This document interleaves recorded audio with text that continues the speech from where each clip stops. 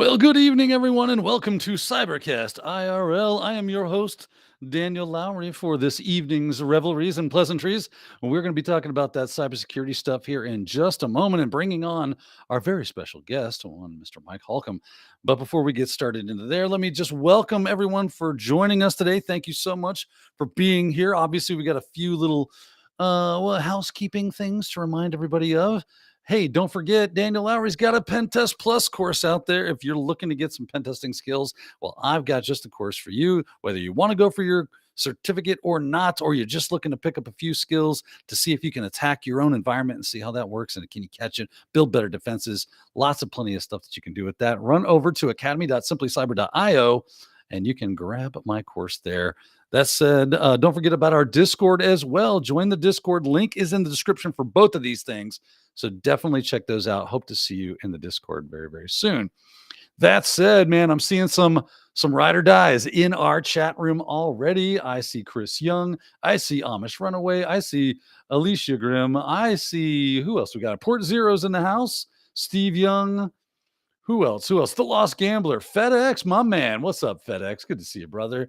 I think I did see Nerdpocalypse and Tech Grunt 11G. That's what I am talking about. Good to see everybody here tonight. We're going to have a lot of fun. We're going to talk a little bit about OT and ICS, SCADA, PLC, HMIs, plenty of acronym soup for us to get involved with tonight. And we've got the man, the myth, the legend, the person that knows all these things, as well as the security that goes around making sure that we don't all have bad things happen to us in that critical infrastructure. Mr. Mike Holcomb. Let's bring Mike to the stage, see how he's doing today. Michael, thank you, sir, for joining us. How you doing tonight? Oh, you're muted. You're muted. The mute button got you. I'm not sure how that happened, but we were just talking. Technology. So much fun. Exactly. We wouldn't have a job without it. So Indeed. So, Mike, how you doing, man? Good to have you, and thank you so much for joining us tonight. Yeah, no. Thanks for having me. Yeah, it's great. I've been wanting to have you on. I've actually had you on a list of people to reach out to for quite some time. So when I reached out and you got back to me, you were like, "Oh yeah, I'll come on that. That'll be fun." Yeah, I was very excited, very ecstatic because I do find the OT, the ICS, the SCADA stuff very, very intriguing, very interesting things, and maybe that's because it's a little more difficult to get your hands on some of those things and where they exist in the world. But before we get too deep down that rabbit hole, for the folks that are watching at home, maybe they're a little new to the show, maybe they're a little new to me and you. Do us the immense favor. Tell us who you are and what you do. Sure. Yeah. My name's Mike Holcomb. Currently, in my last couple weeks at one of the world's largest engineering and construction companies. So we actually design, build, secure some of the largest control system or critical infrastructure environments like power plants or liquid natural gas facilities, manufacturing, especially in pharmaceuticals. Um, so that's what I've been doing for about the last 15 years. It's kind of time to make that transition to the next new adventure. But I've been doing that for about 15 years. I'm a IT cybersecurity nerd, tried and true since day one, ever since junior high. That's what I had always wanted to do, and then just started making that transition to OT. And back in 2010, when Stuxnet came out, and I'm sure we'll probably talk about that. But and then I also run B-Sides ICS, so it's an ICS or OT specific version of B-Sides that we started this year, and then we're coming back, and we have like 6-7 global events scheduled for 2026, which is really super exciting to see. So Oh man, I'm excited about that. I hope I can. Miami's a bit of a drive for me, but it's not. It's not out of the realm of it's possibilities. I've you got some time to get prepared right. and You're make in sure that Florida I'm though, scheduled. I'm in Florida, man. but I've it made is a half long the trip drive, right there. Most people don't realize how big Florida actually is. I right? think we're Yeah, like one of the 4 or 5 largest states, yeah, and if you drove from like Pensacola all the way to Key West, it's like 15 hours. It's crazy. yeah, It's a yeah, it's a long drive. right, So, yeah. but Miami's probably about what? I don't know, 5, 6 Hey, hours away from me. oh, okay, yeah, that's Yeah, not it's not that bad. It's doable. It's doable. So I'm yeah, hoping to be able to come hang out at B-Sides IT or OT ICS in Miami. And that's in Right. February. Am I not correct? February 23rd. Yeah, it's a Monday, so it's a little strange, for a That is a strange B-sides. one. Yeah, but we're the day before S4, which is the big. It's like the RSA of the OT ICS world, and so they're Tuesday, Wednesday, Thursday. So that's why we're Monday. So we get kind of a lot of the S4 crowd, but we also get people that they're brand new to OT and everywhere in between, and just typical B-sides, right? Just bring everybody together and kind of That's hang it. out and yeah, learn and share and just have a great time. Yeah, if anybody out there watching has not attended any type of B-Sides, you need to really do yourself a favor. They're typically very inexpensive to get a ticket to. They're a lot of fun. There's usually a lot of great talks there, a lot of great people, a lot of great speakers, a lot of great vendors. Really good way to spend some time and get your name out there for people that need to know, hey, I'm into cybersecurity as well. Maybe you have a job opening, or maybe we can just become friends. I've made so many great friends just going to things like B-Sides. I highly recommend it. I highly recommend it. Now, Mike, Absolutely. we've said a few things. OT, we've put that out there. We've said the words ICS and things of that nature. Yeah. For someone who's into IT, right? Can Mhm. you explain to them what OT is, how it's different than, and the difference between that and ICS, Mhm. and how that those two things are different than IT? Because that seems to be one of the things that kind of trips people up as they start to understand that, oh, there are computer systems that run different robots and critical infrastructure and things like that out there. Can you help us clear that or remove that veil of mystery around that? Sure, sure. Yeah, and I remember again coming from an IT cybersecurity background when Stuxnet came out in 2010, that it, starting to ask like, how does this work in power plants? Do we have computers in power plants? I'm like, we must, and so that's where I started my journey to understand how this actually works, and what at that time OT wasn't a term, but today we talk about OT, or operational technology, and a lot of times it's seen as synonymous with industrial control systems, or ICS. And the idea is that OT and NICS are systems that we use to control things that move in the real world. And so that can be everything from a piece of medical equipment that you might have in a hospital, or you think you have systems in that allow a car, right, to be able to drive down the road, right, and brake appropriately.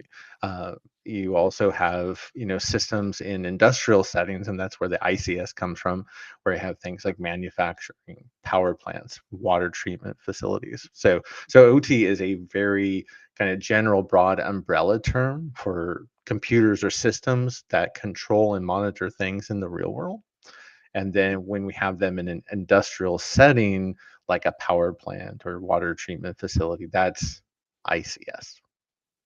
Awesome. Yeah, that's probably the easiest and most succinct definition of those things I've ever heard in my life. Because anytime you crack open a textbook or something and they attempt to explain what those are, you walk away more confused than you did when you walked in, going, "Oh yeah, I kind of get the idea," and now I'm thoroughly confused. So they're basically computers, because there's a lot of acronyms that go on. And don't get me wrong, anybody that's For in sure. IT, right? As soon as you step your first foot into the IT world, you go, what are we, the military or something? What's with all the acronyms that's going on? I'm never going to remember all these. Don't worry, Yeah. you will. It happens. It's how it goes. Right. And OT Exactly. has it plenty of different acronyms. I mean, For sure. PCLs, HMIs. I mean, what am I missing here? There's tons of them, right? Those are some of the big ones, the more common types of assets. So HMIs, PLCs, we got RTUs, DCS, we have IACS, which is now ACS, and I mean, yeah, the list can go on and on. But it is just like you mentioned, it's just like when you got into just IT, or IT cybersecurity, right? yeah, we didn't know what TCP or IP or UDP or what all these things were right back, when you first start out. So, OT or ICS is very much the same way. It's just, I think it is a little bit of a different twist because it's from the engineering world and learning kind of physics and how these environments work. So it is a little bit different, but once you get the basics or the fundamentals, it all clicks into place. So I know how I felt very overwhelmed and frustrated in the beginning. And it's a big part of why I do post on LinkedIn and YouTube so people don't have to feel frustrated like I did in the beginning, because it doesn't have to be that complex and it doesn't have to be that hard. Yeah, great segue into one of my first questions actually is that if you're in IT, things kind of make sense to you. Like, I remember my first induction into IT. It was like, oh, a computer. Cool. I get that. Keyboard, mouse, monitor, internet, okay, a little bit learning about the networking side of things. That took a little ramp up, but it wasn't crazy. We kind of understood that. And now we have massive degree programs and certifications and all sorts of wonderful things, YouTube channels, you name it. It's Mhm. out there for you to fairly easily be able to learn a lot of IT stuff and Yeah, cybersecurity as well when it yeah, comes to which is that. great. When it comes to OT, you're one of the biggest voices I've seen that's out there. Are there degree programs for this? How does one go, you know what? OT sounds cool. ICS sounds cool. I kind of want to start making my way toward that. What are some of the things that they need to be doing? Are there degree programs? Are there certifications out there that they need to be looking for? Yeah, no, those are some great questions and some of the more common questions that we get. When you look at the resources out there, we've come a long way in the last couple of years, and yeah, I've fortunately been a big part of that from a LinkedIn and a YouTube perspective, because yeah, nobody was really doing it, and so again, my goal is just to help people get into the field and not have to be frustrated. Or what if you're already working in like a power plant? Maybe you even have a cybersecurity program, but you're trying to figure out what comes next. So there are a couple degree programs out there. I actually finished my degree through SANS. So a lot of people probably familiar with SANS. They actually have a full university accredited university that you can go through. So, and I finished the OT ICS Cybersecurity specialization. So that's where I got my degree. So that's one option. Another option where people go to for an ICS specific degree in cybersecurity is Georgia Tech. So those are really the two schools we see as far as degrees go. When it comes to certifications, there's really two main paths right now. I will also say that there's a third coming. So CompTIA is actually working on a OT cybersecurity certification called SecOT Plus, though they're working on that right now. So it's still probably going to be like mid to late next year in 2026 before you'll be able to go take a beta exam. So, but the two main tracks that we have, one is from SANS, and so SANS has three main courses today with certifications. There's their kind of the entry level, which is called the GICSP, and so that's the entry level. That's very similar to what the 26-hour course I have on YouTube, and I wrote that course as what I wish I had before taking the GICSP. So, and there's some overlap, but so that's their entry level. And then on top of that, the next course you would take would be the grid. Grid is written by Rob Lee. Rob Lee is considered one of the world thought leaders in OT cybersecurity. And I love how I originally took this course back in 2017, and I just always love how Rob takes the very complex, and complicated topics and just makes them very simple and very easy for people to understand. So you can go into that class feeling very overwhelmed, and by the time you leave 5, 6 days later, it's wow, I understand how to protect a power plant or a water treatment facility or a manufacturing site, and it doesn't have to be that hard. And it's actually fairly straightforward to be able to help protect these environments. And so awesome class, best class I've ever taken. I also admire everything that Rob does, especially for the community.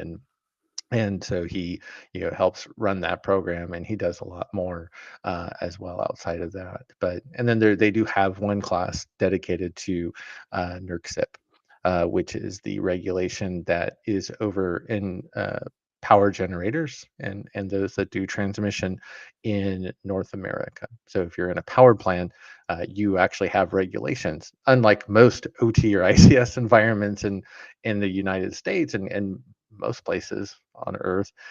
There is no regulation, so it's very different from IT cybersecurity, where a lot of folks work in an environment and you have PCI or SOX, or you're trying to meet a standard like ISO 27001, and that a lot of that just does not exist today in the OT or ICS world. Well, that is kind of crazy to think about, because when we're Mm, talking about OT, ICS, SCADA, all these, especially industrial systems and critical infrastructure, I mean, correct me if I'm wrong, but in many ways and many times, we are legit talking about human life and limb on the line. It's not just a absolutely. data breach. It's not just, oh, my PII, I guess I'm going to get some free credit monitoring this month thanks to, we didn't patch something. Right. If attackers get into these systems, real damage to people, economies, all sorts of stuff can happen with this. Am I correct on that? Yeah, absolutely. And so we think of the risk. There was actually an explosion at a plant in the U.S., at a petrochemical facility in the U.S. last year, and it's an interesting story because Dragos, actually Rob Lee's company, was watching this very well-known group from Russia called Sandworm targeting this environment for 6, 7 weeks, and then there was this explosion. And the problem with that was n- obviously not that just that there was an explosion, but most OT or ICS environments, they're not doing things like network security monitoring. They're not watching the environment. So if you had an issue happen, you don't have any idea whether was it a cyber attack, wasn't it, right? Was it just an operational issue? Maybe it was a piece of equipment that was on the fritz, right? Something was breaking down and it caused that issue.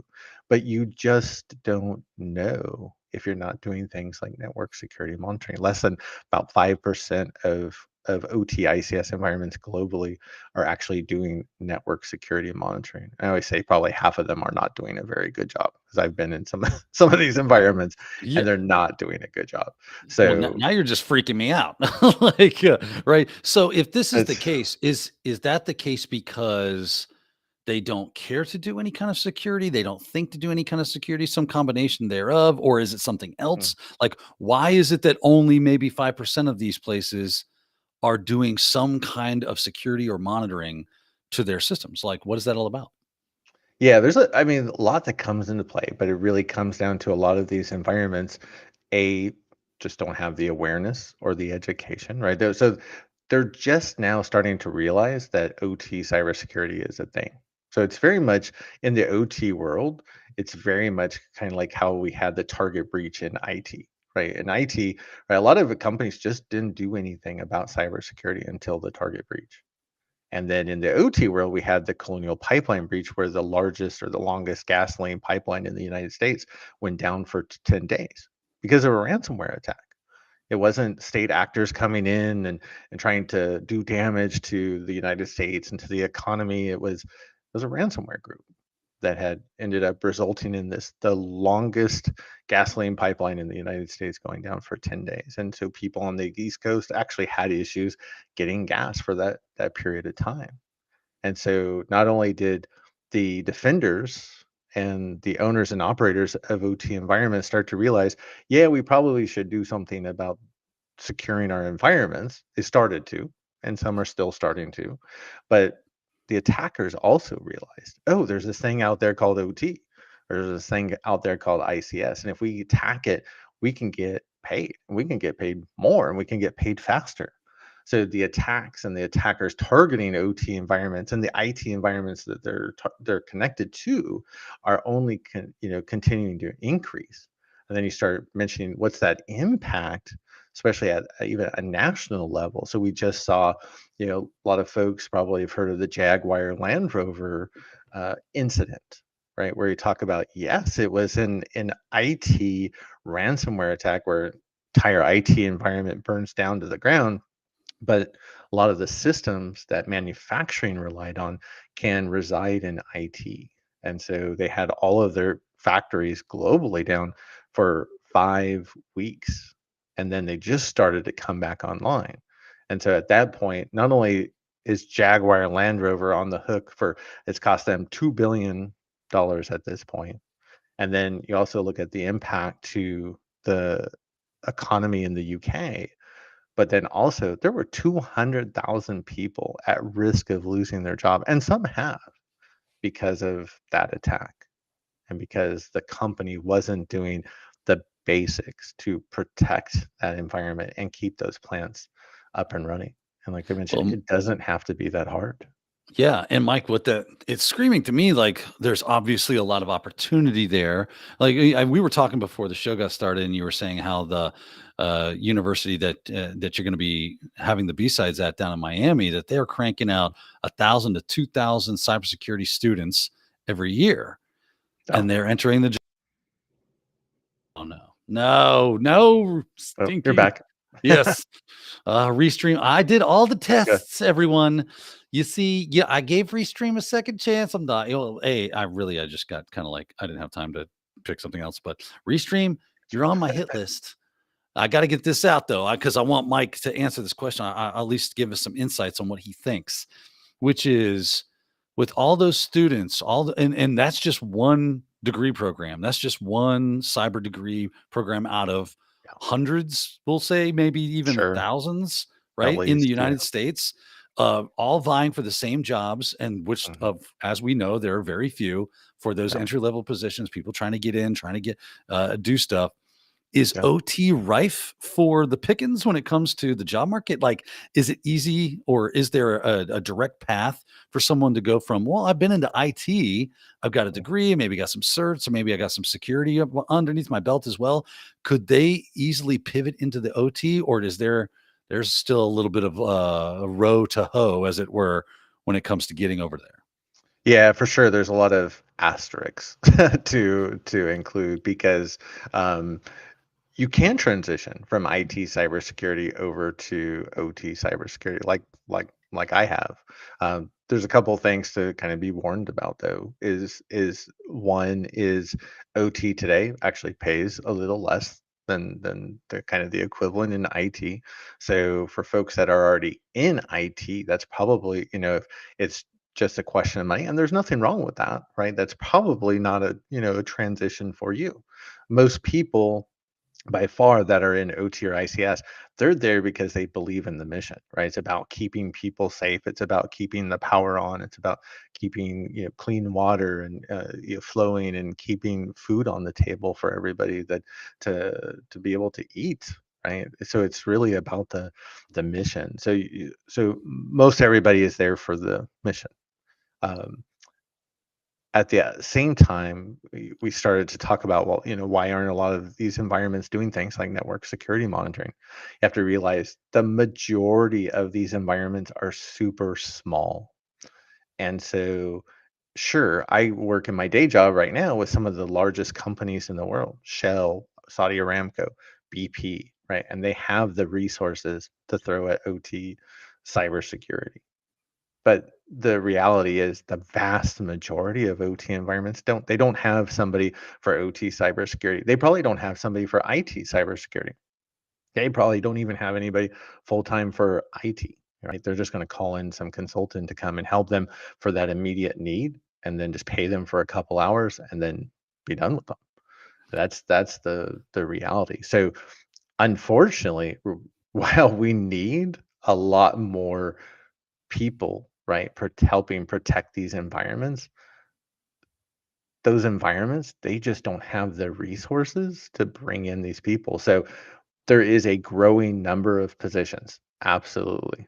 But we're starting with a very small number and just incrementally, going up over time. So I would say now is the time if you're interested to get into OT or ICS because it is going to be like IT cybersecurity probably in 4, 5, 6 years where it's just going to be absolutely flooded.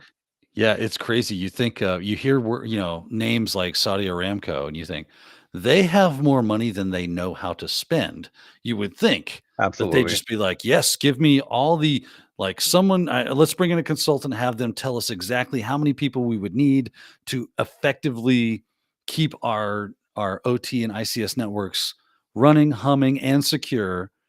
And they would just put those jobs out there on the market. They'd fill And they do. those things, and they do. Yeah. That's excellent. Yeah. But it's these small mom and pop shops, I guess, because I remember hearing about, I guess it was a few years ago now, maybe 2 or 3, of a water treatment plant down in Clearwater. They Yeah. were running like a Windows XP box with a RDP on it and a password of something like password 1, Yeah. and of Right. course it Yep. got popped, and I've heard even worse horror stories Yeah. about specifically water. It's always got water plants that they're running something like NT4, and it's really Yeah. difficult to upgrade those systems because they were specifically built to run on those specific Yeah. PCs with that version of Windows, and it's Yeah. not easy to just do some sort of side by side upgrade. What are we doing for the people that are out there that are in the trenches to trying to make these places secure and keep them up to date and keep everything humming and running? What are they having to do to get them up to date into the modern world? Yeah, and that's a big question that a lot of people are asking themselves because if you think that you built a power plant or a water treatment facility 20 years ago, you still have the systems that you put in place 20 years ago, and that includes all of the versions of Windows that you had 20 years ago that they might or might not be patching and probably aren't over time. So in these environments that exist today, and they've been around for at least a couple of years to potentially, decades, up to there are plants that have been in existence 50, 60 years that that's where you really get into trying to build in cybersecurity, right? Where you can and look at where we can build controls, kind of like defense in depth that we talk about in IT cybersecurity. The problem with that though is as you start implementing controls, right, you have to ensure that we're not implementing anything that introduces any safety issues and that we're not introducing anything that would cause an availability issue, right? We don't want the power plant to go down and cause a blackout, right? We want to make sure we're getting clean water out to everybody. We want to make sure that we're the manufacturing plant doesn't matter if it's manufacturing Barbie dolls or it's packaged food, right? We want to make sure it continues doing what it does, right? That's how the company makes money and we provide a service to the public. And so, yeah, it's for those existing environments, it's very difficult to often be able to add in security. Just like we would talk about in IT cybersecurity, right? If you build an application with no security in it, and then you try to come bolt on security later on, it's difficult, right? It's super expensive. It takes a long time. You're going to break things, and we don't want break things in OT or ICS environments. It's the same concept. So in my day job, I'm very lucky, right? I get to work in, hey, we're designing this new environment to be built today or next year or the year after that. Whereas in the side work that I do, I work with clients that, yeah, they've had a say a manufacturing plant that's been there for 5, 10, maybe even longer, and they're asking, well, what do we need to do today? And there's still even a lot of environments, and one thing that people don't realize is that almost every OT environment, whether it's a power plant, water treatment, manufacturing, is connected to an IT network, the back office, right, where everybody else sits, and they're connected to the internet and they're reading email and they're browsing the web. And so you have that OT and that IT in environments that are connected together. And I've gone into environments where they could have, dozens of sites spread out across the country or the world, and they don't have a firewall between IT and OT. So think if an attacker got into IT or if ransomware got into IT, right, they just have a straight shot into OT. And what I think a lot of people also don't realize is that OT environments also have a lot of Windows machines. There are a lot of Windows machines in OT. And so in those types of situations, it is not uncommon for a plant to go down. And I hear the horror stories a lot, especially, DEF CON this year. I've heard, I think, 3 specific stories about someone telling me, "Hey, I work in a power plant, and we had an outage because of XYZ security issue." And usually somebody trying to do a pen test where they shouldn't be doing a pen test or vulnerability scans. And that we have these outages, right? You're hearing these stories, right? And these things should just not be happening, right? But they do. And so yeah, there's a lot to a lot to unpack there.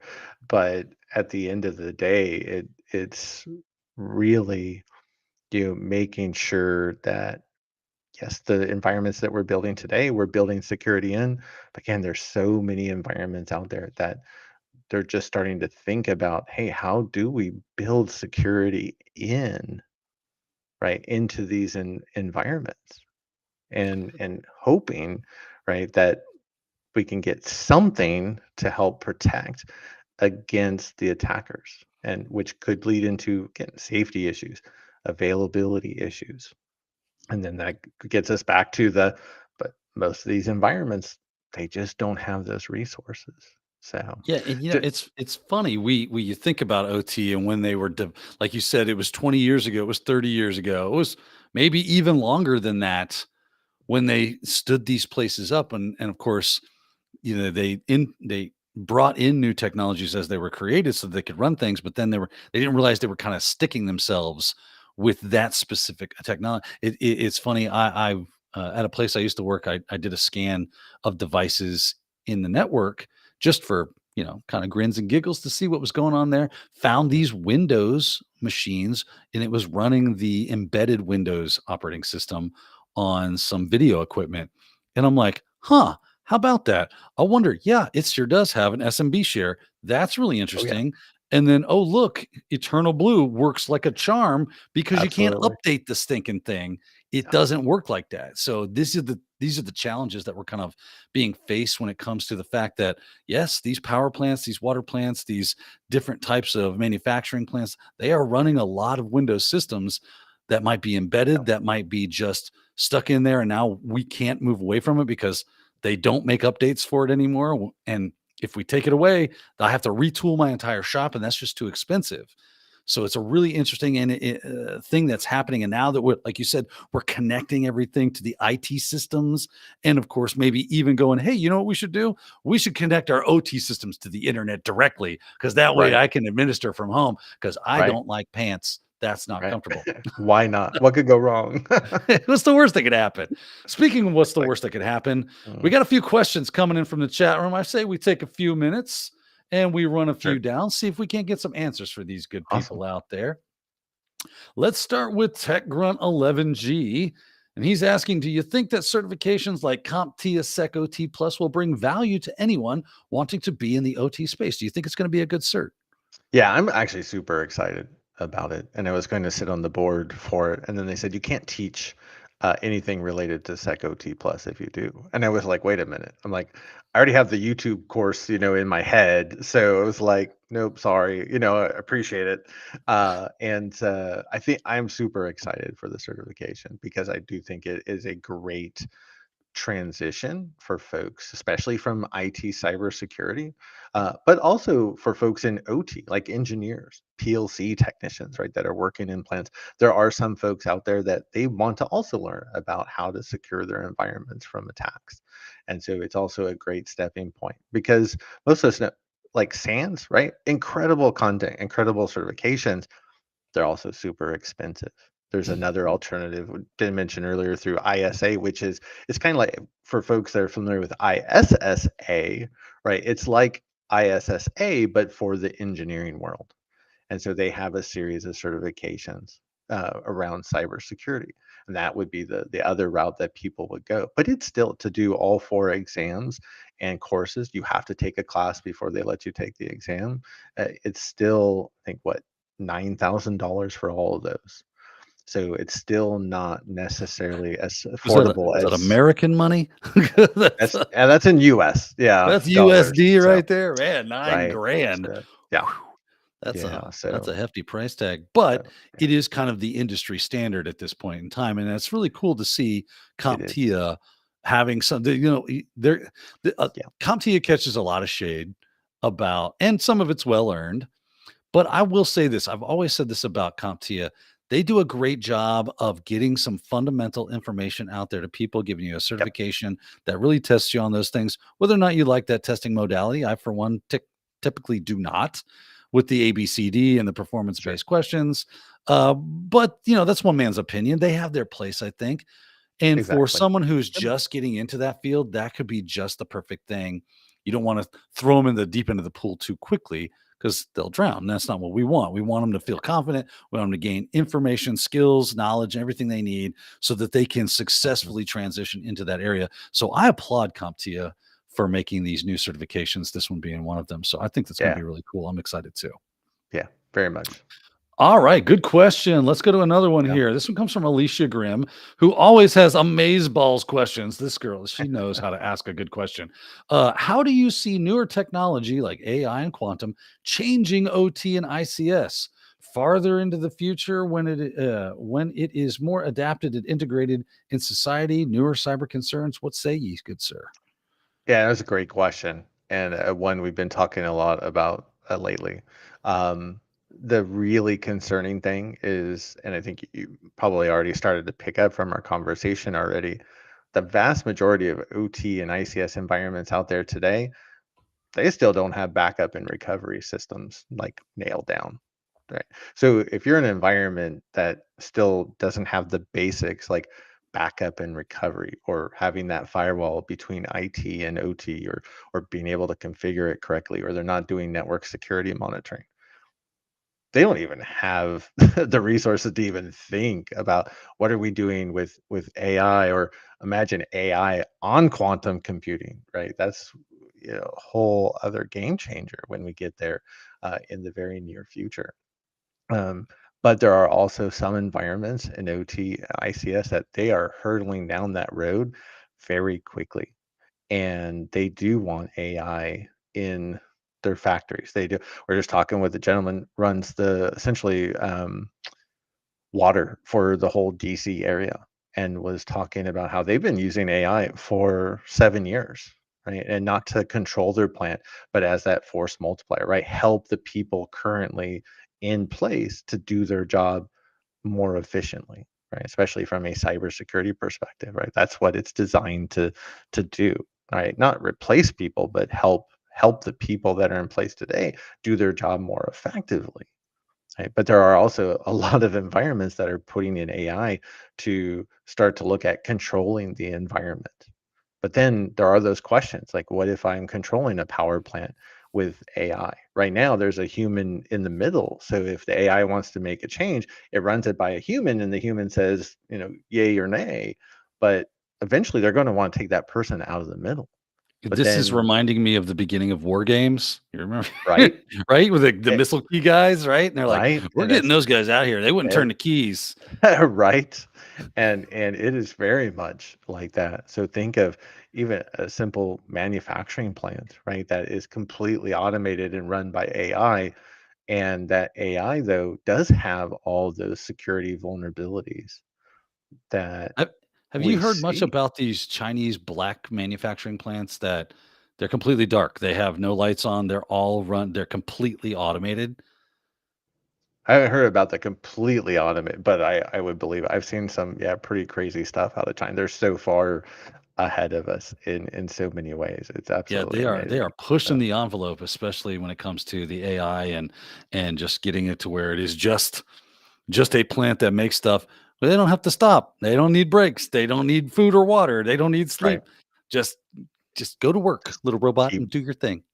keep churning it out. Yeah, and Yeah, then the and human then you'll workers are have the ones that go in and go, "This robot is broken."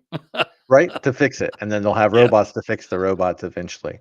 yeah, Yeah, absolutely. So yeah, it's a very interesting time for sure. But yeah, it's yeah. in OT, it's a million times worse than it is in IT because you My have goodness.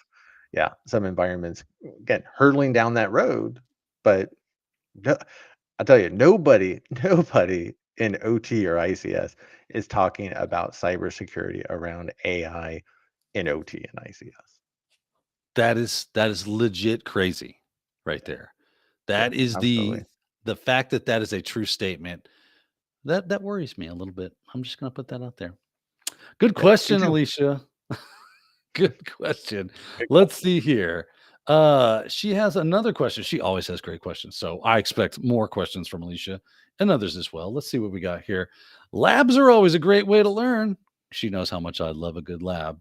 Yeah, What would a good starting lab for OT ICS be? How can we level up knowledge? Our report write ups important? Kind of a multi part question there, but Mike, I feel like you could feel this. What's going on there? What's some good lab? How do we get our hands on this stuff so that we can easily transition into this OT ICS world and start helping? sure, sure. Yeah, there's not up. In fact, really up to a year or two ago, there really weren't a lot out there. Since then, we've seen LabShock, which is the biggest one I suggest. I know you've played with it, Daniel. That a gentleman named Zachar Bernhardt had put together, so it fully simulates a OT or ICS environment that you can work with from a defensive as well as an offensive perspective. So he actually put it together to build out a SIM solution for OT. So very defensive, but then also realize we can also use this for from a pen testing or an attack perspective, right? So that's a great lab. There's also one ICS. So not the greatest name, but it's also a great environment where there's a couple of different environments it simulates. And it's like you're watching, let's say, a power plant through a video like camera feed.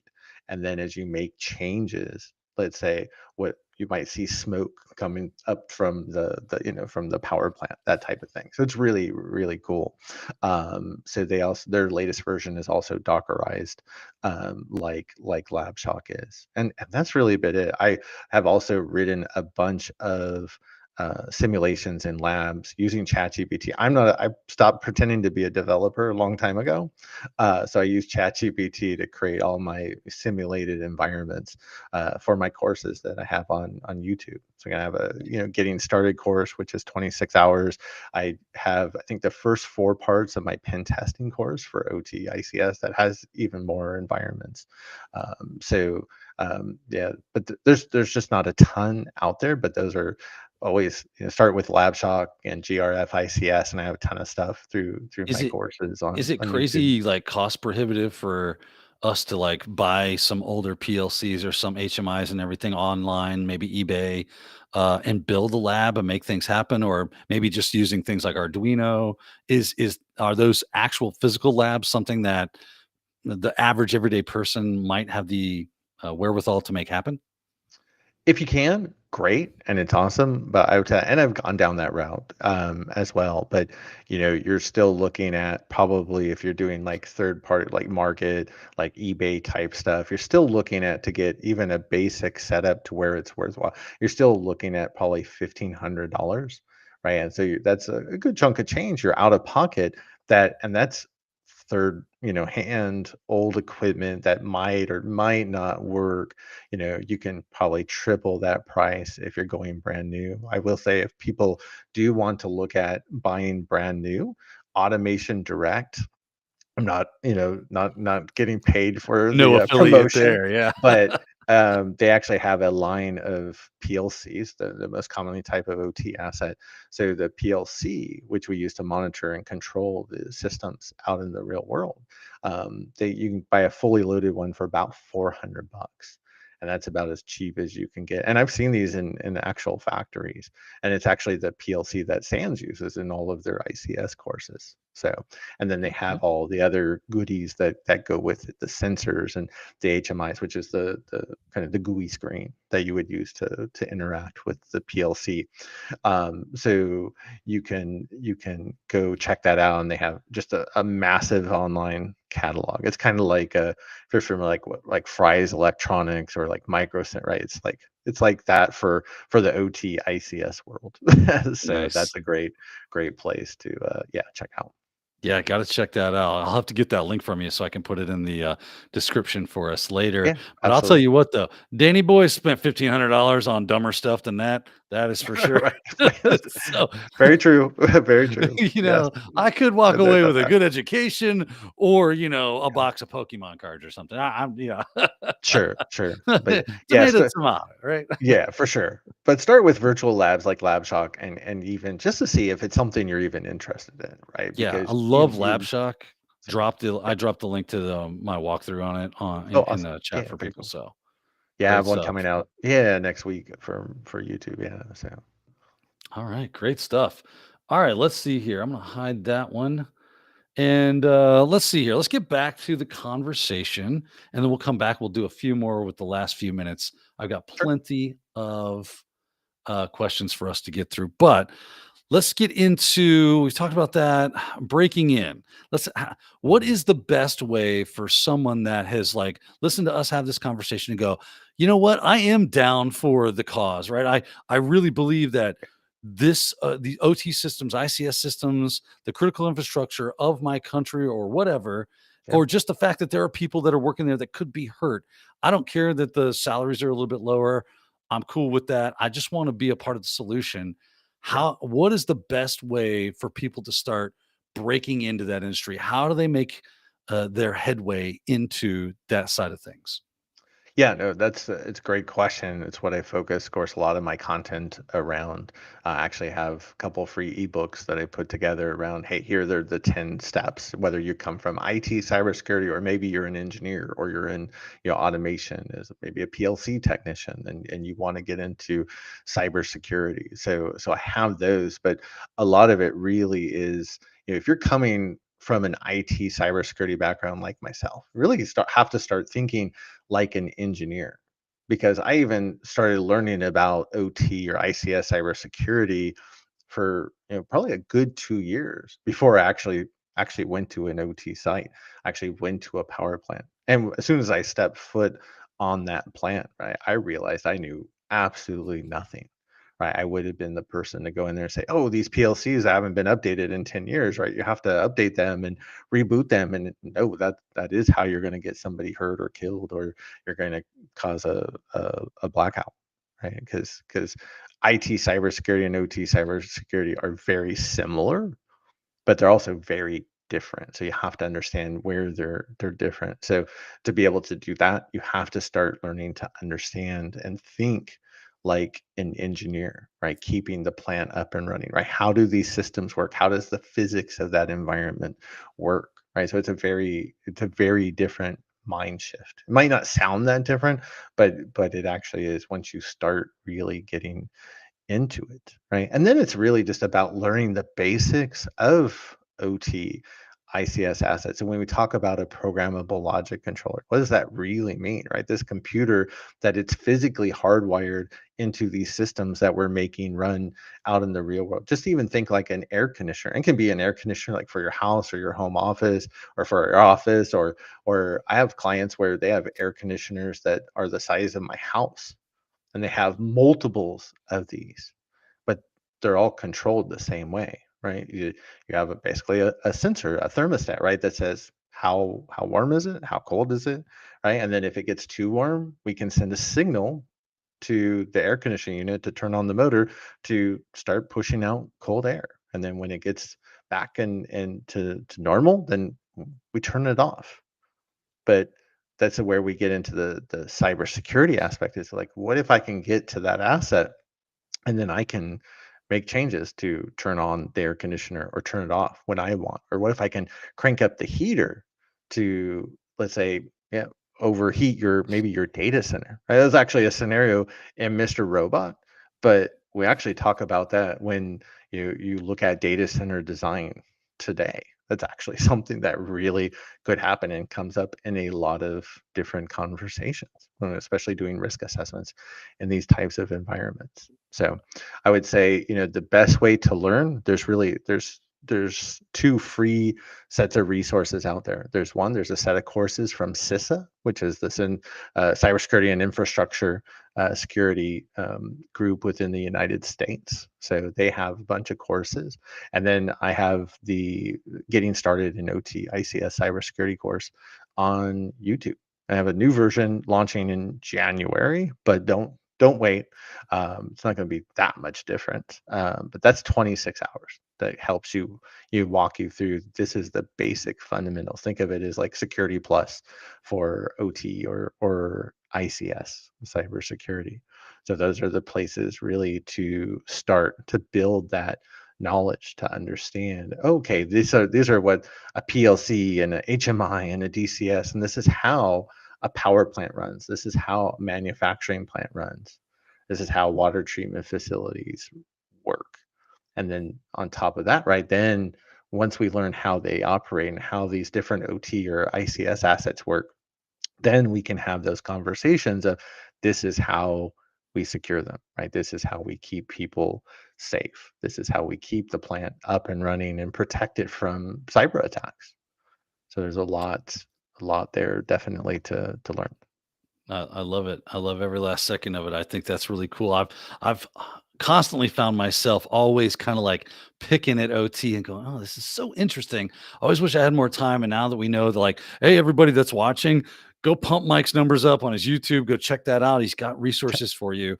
For Do sure. not sleep on that. If you're interested in this at all, get your butt over there, start watching some training, and get that info in the old noggin so that you can make your way into the OT systems and really start helping out on that front. Because obviously, as we've been talking about this entire time, is they need some help. We'll do our Absolutely. part to evangelize the people out there to get them to believe the gospel of security with your Right. OT. Don't worry, we'll get them there sooner or later, but Yeah. you've got to be ready to pull that switch with Yeah. people in the trenches ready to rock and roll. Now, that said, speaking of the trenches, Mike, you got any, like, because we like to have some fun here at After Dark, and Sure. any crazy, like, what's the craziest or funniest or just weirdest story from being an OT that you could share with us that you just like, you're not going to believe this. Sit down and hold my beer, son. This is about to get Yeah. crazy. Well, I think the more I don't know, the funnier ones is, where there's not life and limb at risk, in a large power plant. One of the gentlemen that works in the control room on the weekend thought it would be a good idea to bring his Xbox in and plug it into the network. And for some reason thought he would have internet access. So I thought that was interesting.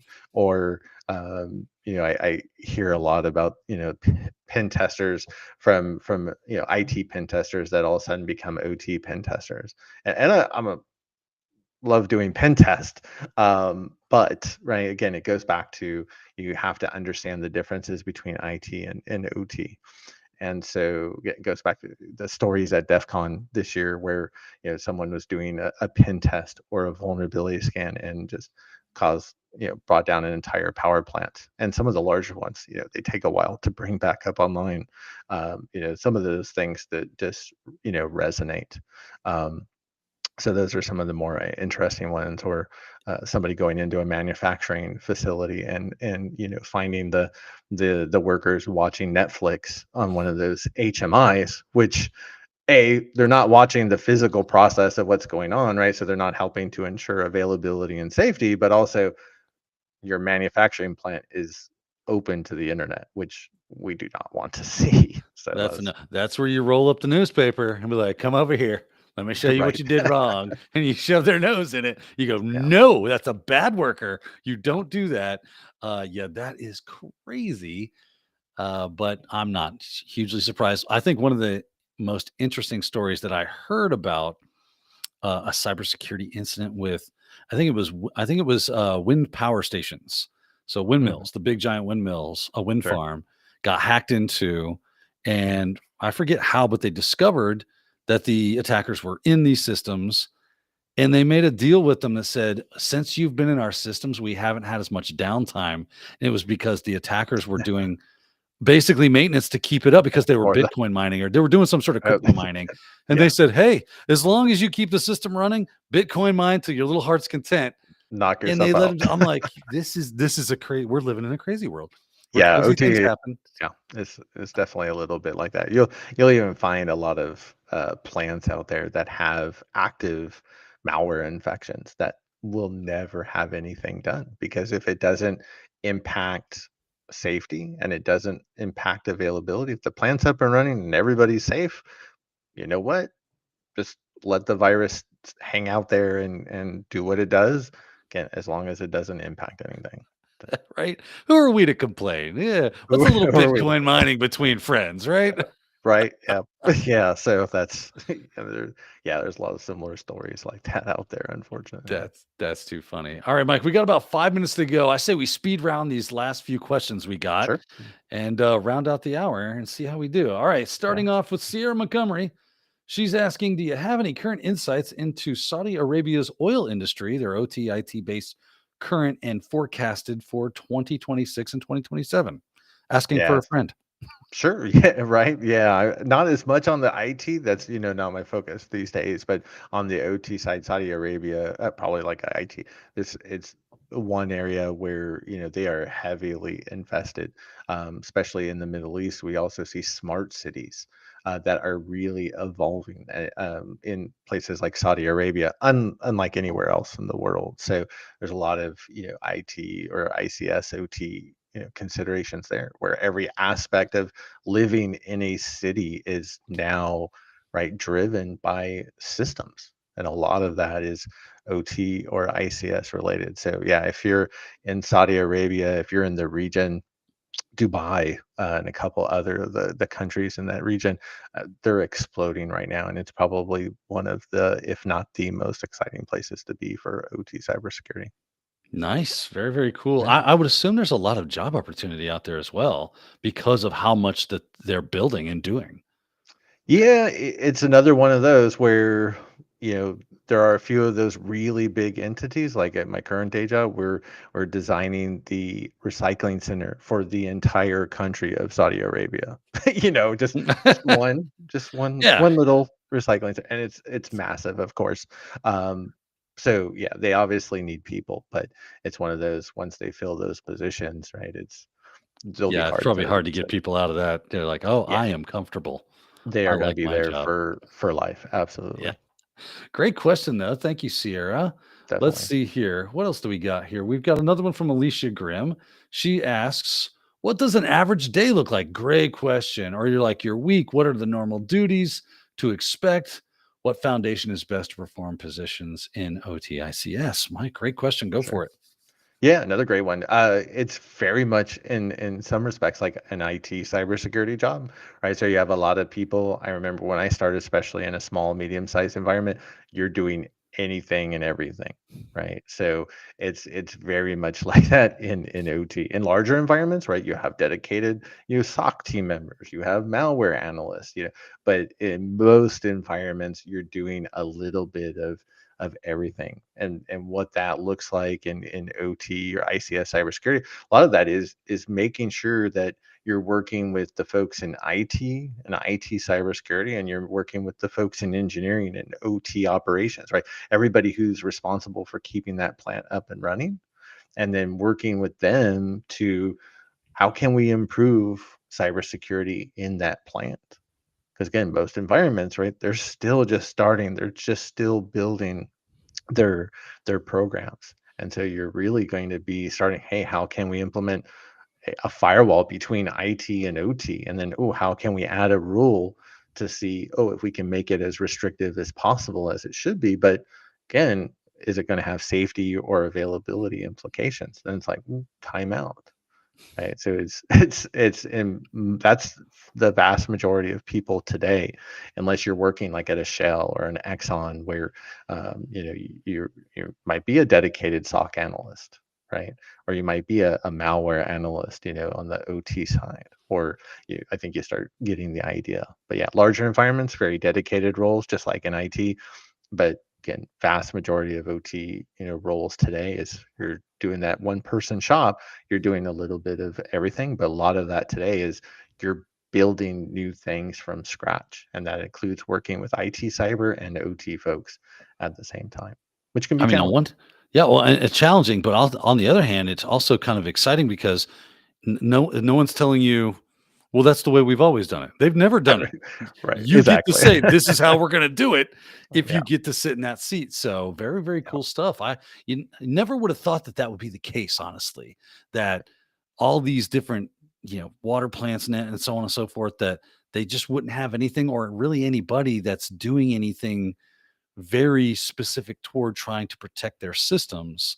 And the yeah, fact that you might be very well the first person to raise your hand and go, hey, have you guys heard of firewalls? I mean, I absolutely. heard they're a thing. You Yeah, want and I to can check tell you, that out. some of the largest environments out there still are doing nothing for cybersecurity. Crazy. Yeah, All right, here comes another. We got a few minutes left here. This comes from FedEx. six, How seven. does Yeah. zero trust technology help or damage the way the equipment functions in these environments? Do you find that important? So, can you have a zero trust OT system? You can try, but it's one of those you have to work very closely with the engineers and the other folks that are responsible for running the facility, because they're the ones that are going to be able to understand and answer the question, hey, if I implement this tool, if I implement this new policy, if I implement this new configuration change, will it break something or will it cause a safety issue? Okay, last thing we want is somebody hurt or somebody killed because we put deployed a IPS in the environment that blocked necessary traffic to ensure that all of our systems were safe, physically safe, right? And then there wasn't some type of condition like an explosion. Right. So yeah, we have to have those conversations, right? I'm not the person, right, to determine for that environment, if I make this change, are we safe or is the environment not going to break, right? So we have to work with engineers and the operators of those environments to determine what we can and cannot implement. I would say the vast majority, when we talk about zero trust in IT, the vast majority probably not going to be able to be deployed in OT. So, and that's just the that is just how it's going to be, because again, our number one priority is safety. And if you're ever going to deploy any control that's going to prevent, let's say, an operator from doing what, if you have alarms going off and you have a human that has to jump on that system and make a change before something blows up, do you really want them to all of a sudden say, access denied"? Right? And that they're having to do multi-factor authentication, or they're, forgetting to check their password. You don't want them to have to go through any of that, right? And so those systems, yeah, a lot of times, right, it's security versus convenience. And in OT, right, it's much more about convenience, from the fact that, yeah, we need that operator to be able to get on that system in an emergency situation and make that change, so people do not get hurt and people do not die. Yeah, it seems like OT in a lot of ways is just you're walking on a razor's edge when it comes to you Absolutely. need to, like you said, the speed of being able to jump into a system and go make a change quickly. Otherwise, people are going to get hurt. Versus, well, I can't because of the complexity of the security we put on it. Man, I can imagine finding that line is is really, really difficult. So Yeah, that's a good it point to bring definitely. up, though. I'm Yeah, glad this question got asked. Good yeah, job, FedEx. All right, we definitely. got a couple more, and we're gonna call it a day. They're both from Alicia. One is about convincing the powers that be that more people and funding are needed. How do we evangelize these people? How do we get buy-in from the people that actually have the money and the clout to be able to say, "Hey, let's secure this thing"? Yeah, just remember, a lot of the environments, they just don't have the resources. They literally, there are, in the water sector in the United States, there's 50,000 water providers. 45,000 of them serve under 500 customers. Oh, wow. They are barely making any money, right? So Is there it's are just there not open even. source capabilities that you could use, that stuff that doesn't cost us anything, is just time and effort? And then it becomes, who's going to implement it, right? Because Mm, they don't have those resources. gotcha. Dragos, right? Rob Lee's company, right? Again, best in class for what they do. They actually offer all of their software for free, right? One of the biggest network security monitoring platforms for OT ICS. They offer to utilities for free in the United States and Canada, right? It's yours, but you also have to have the hardware to install it on. You have to have the people to do the install, and monitor it. And they, unfortunately only have a few, probably dozen people that have taken them up on that offer, or they're giving away their software. But again, these environments just don't have those resources. Now, there are kind of those middle ground environments we see today that they realize that yes, they need to grow their program or start their program, and they have some resources. So where that comes into play, that's awareness and education. And I do a lot of things like executive briefings for these organizations. And then when you really talk about not only what's going on in the different types of attacks, but if you can say, here's an attack that has happened in an environment similar to ours, and we are vulnerable to this, and that we need to do something, and this is what we can do to prevent this from happening to us. That's the best way to get that buy-in. So like I think I mentioned, I have one client that they manufacture automotive parts, and especially they were kind of dragging their feet a little bit on some things, and ever since the Jaguar Land Rover incident, they boom, not dragging their feet anymore, right? Because you're saying, yeah, this is your world, and this is going to happen to you as well if you don't do these things. But you have to say, hey, show them this is what's happening to environments like ours, and also show them here's the plan, and here's how we're going to reduce it. And the nice thing is that a lot of the basic controls that reduce your risk the most in OT, they actually cost the least, right? So How about that's that? a win-win if you can, kind of pitch that to the powers that be. Great, great advice. All right, we got two more questions. One is about the end user, and it comes from Alicia Grimm. She asks, what sort of training would you recommend for individuals to protect that human element of social engineering that could cause a security risk? Like normal companies have phishing emails or end user security awareness training. Do we have the same thing when it comes to OT systems? Yeah, it's a little bit different, right? So we shouldn't typically have the OT or the traditional IT types of services in OT environments. So you're not browsing the internet, right? You shouldn't have internet access available to users. So you shouldn't have to worry about that type of training. If they're having emails, right, it's all internal email. It's not from an external source. Um, so phishing shouldn't be an issue, but your employees should be getting already the normal IT cybersecurity training already that covers that. When we talk about OT, a lot of what we're talking about is how do we enforce safety? How do we enforce availability? So it's mostly helping employees understand the risk in OT, right? Not bringing in things like USB drives or bringing in your personal cell phone and plugging it into a Windows machine to charge it. I can't tell you the last time I was in a plant that I didn't see a phone plugged in to a Windows system, usually what we call engineering workstations, to, in that case, right? What if the phone was compromised? Or, okay, probably not compromised, but okay, you have a 5G connection now that anybody can use, and all those Windows machines in your factory are now on the internet. Not what we want to have happen. So a lot of the education is, it's kind of somebody put us, these are the stupid things you shouldn't do, right, in a plant, right? And that's really what we're doing the training or the awareness around in OT. So Nice. All right, great question. Last one here, and this comes from a worker who is in a plant.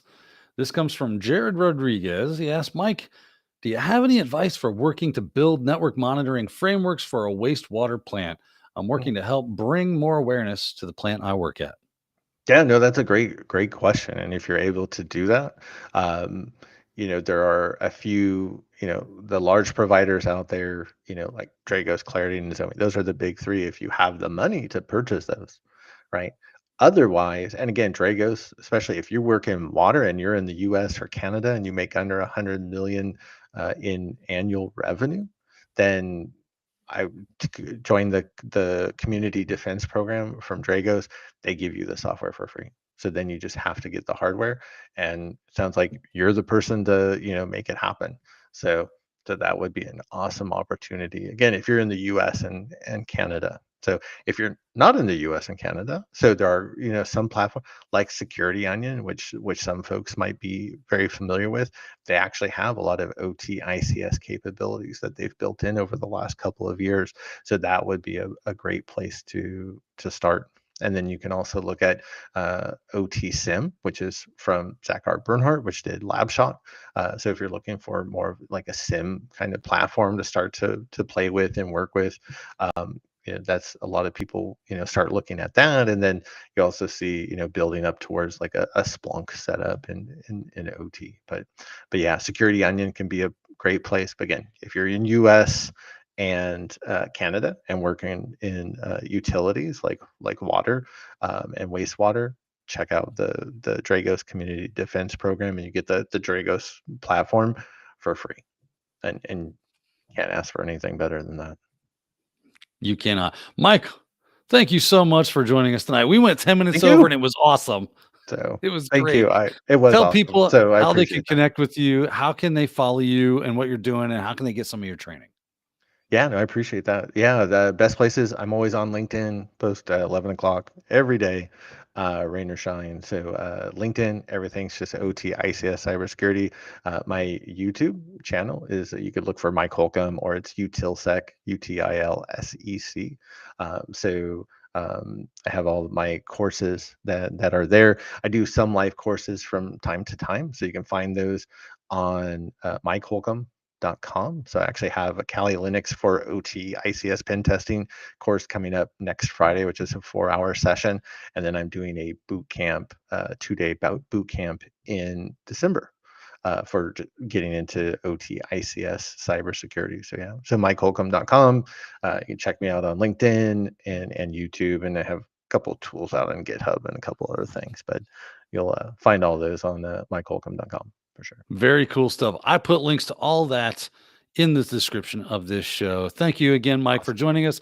And thank you, good folks out there, for watching. Hopefully you enjoyed this episode. If you did, you know what to do. Hit like and subscribe, and don't miss any episode of CyberCast IRL. We always have fire guests such as Mike to talk about cyber cool stuff. That's what we do here. Thanks for watching, everyone. Until next time, you know what to do. Keep hacking. Thanks, everybody.